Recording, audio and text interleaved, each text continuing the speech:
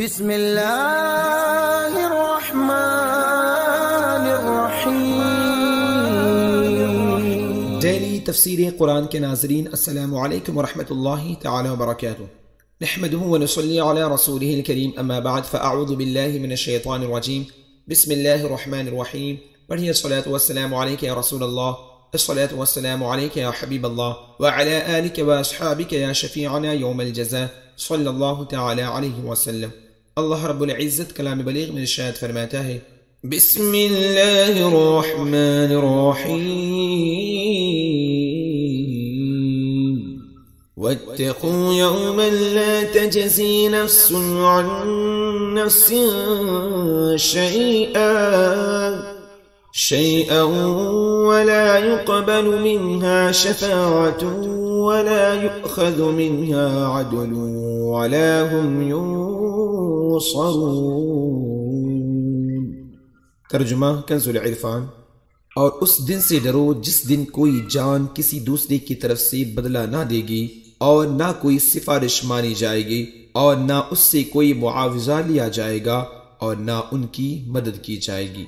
And fear that day when no soul will be able to be a substitute for another, nor any intercession be accepted for a disbeliever, nor his soul be freed by any compensation, nor there be any help for them. لا تجزی نفس عن نفس شیئا، کوئی جان کسی دوسرے کی طرف سے بدلہ نہ دے گی، یعنی اے بنی اسرائیل، قیامت کے اس دن سے ڈرو جس دن کوئی بھی شخص کسی کافر کی طرف سے بدلہ نہ دے گا، اور نہ کافر کے بارے میں کسی کی کوئی سفارش مانی جائے گی، اور نہ اس کافر سے جہنم کے عذاب سے نجات کے بدلے کوئی معاوضہ لیا جائے گا، اور نہ ان کفار سے اللہ تعالیٰ کا عذاب دور کر کے ان کی مدد کی جائے گی۔ شفاعت کی امید پر گناہ کرنے والا کیسا ہے؟ اس سے معلوم ہوا کہ قیامت کے دن کافر کو نہ کوئی کافر نفع پہنچا سکے گا اور نہ کوئی مسلمان۔ اس دن شفاعت صرف مسلمان کے لیے ہوگی، جیسا کہ دیگر آیات میں بیان ہوا۔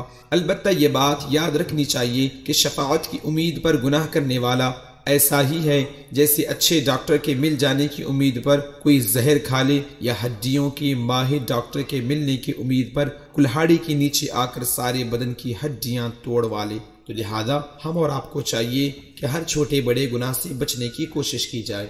آگے اللہ ارشاد فرماتا ہے، وَإِذْ نَجَّيْنَاكُمْ مِنْ آلِ فِرْعَوْنَ يَسُومُونَكُمْ سُوءَ الْعَذَابِ يُذَبِّحُونَ أَبْنَاءَكُمْ وَيَسْتَحْيُونَ نِسَاءَكُمْ وَفِي ذَلِكُمْ بَلَاءٌ مِّن رَّبِّكُمْ عَظِيمٌ۔ اور یاد کرو جب ہم نے تمہیں فرعونیوں سے نجات دی جو تمہیں بہت برا عذاب دیتے تھے، تمہارے بیٹوں کو ذبح کرتے تھے اور تمہاری بیٹیوں کو زندہ چھوڑ دیتے، اور اس میں تمہارے رب کی طرف سے بڑی آزمائش تھی۔ And recall, O children of Israel, when we rescued you from the people of Pharaoh, i.e. Pharaoh, who used to afflict you with grievous torment, slaughtering your sons and keeping your daughters alive. And in these there was a great trial or a great reward from your Lord. وَإِذْ نَجَّيْنَاكُمْ مِنْ آلِ فِرْعَوْنَ، اور جب ہم نے تمہیں فرعونیوں سے نجات دی۔ اس سے پہلی آیات میں بنی اسرائیل پر کی گئی نعمتوں کا اجمالی طور پر ذکر ہوا، اور اب یہاں سے ان نعمتوں کو تفصیل کے ساتھ بیان کیا جا رہا ہے۔ چنانچہ ارشاد فرمایا کہ اے بنی اسرائیل، میری وہ نعمت یاد کرو کہ جب ہم نے تمہیں فرعون کی پیروی کرنے والوں سے نجات دی جو تمہیں بہت برا عذاب دیتے تھے۔ فرعون نے بنی اسرائیل پر نہایت بے دردی سے محنت و مشقت کے دشوار کام لازم کر رکھے تھے۔ پتھروں کی چٹانیں کاٹ کر ڈھوتے ڈھوتے ان کی کمریں اور گردنیں زخمی ہو گئی تھیں۔ غریبوں پر ٹیکس مقرر کیے ہوئے تھے جو غروب آفتاب سے قبل جبراً اصول کیے جاتے تھے، اور جو ٹیکس نہ دے پاتا اسے سخت سزائیں ملتی تھی۔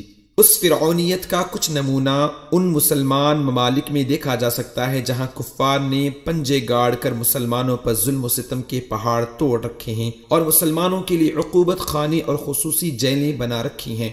فرعون کا مختصر تعارف جاننے کی کوشش کرتے ہیں۔ جس طرح فارس کے بادشاہ کا لقب کسریٰ، روم کے بادشاہ کا قیصر اور حبشہ کے بادشاہ کا لقب نجاشی تھا، اسی طرح قبطی اور عمالقہ قوم سے تعلق رکھنے والے مصر کے بادشاہوں کا لقب فرعون ہوتا تھا۔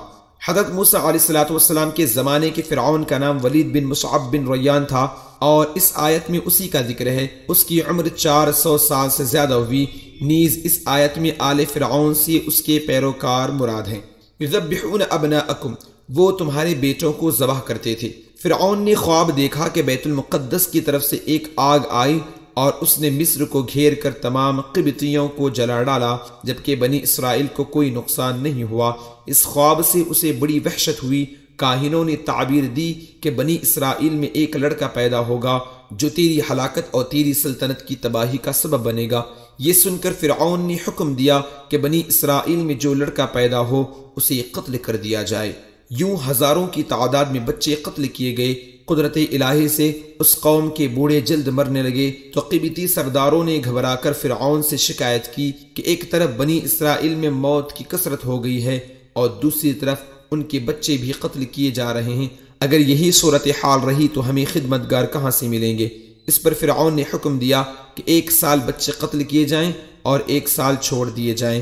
تو جو سال چھوڑنے کا تھا اس میں حضرت ہارون علیہ السلام پیدا ہوئے، اور قتل کے سال حضرت موسیٰ علیہ السلام کی ولادت ہوئی۔ یہ واقعہ سورہ قصص کے پہلے رکوع میں کافی تفصیل سے بیان کیا گیا ہے۔ وفی ذالکم بلاء، اور اس میں آزمائش تھی۔ بلا امتحان و آزمائش کو کہتے ہیں، اور آزمائش نعمت سے بھی ہوتی ہے اور شدت و محنت سے بھی۔ نعمت سے بندے کی شکر گزاری اور محنت و مشقت سے اس کے صبر کا حال ظاہر ہوتا ہے۔ اس آیت میں اگر ذالکم کا اشارہ فرعون کے مظالم کی طرف ہو تو بلا سے محنت و مصیبت مراد ہوگی، اور اگر ان مظالم سے نجات دینے کی طرف اشارہ ہو تو بلا سے نعمت مراد ہوگی۔ اللہ رب العزت کی بارگاہ میں دعا ہے کہ اللہ تعالی ہم تماموں کو تیری دی ہوئی ہر چھوٹی بڑی نعمت پر شکر بجا لانے کی توفیق و رفیق عطا فرمائے۔ وما علینا الا البلاغ۔ السلام علیکم ورحمۃ اللہ۔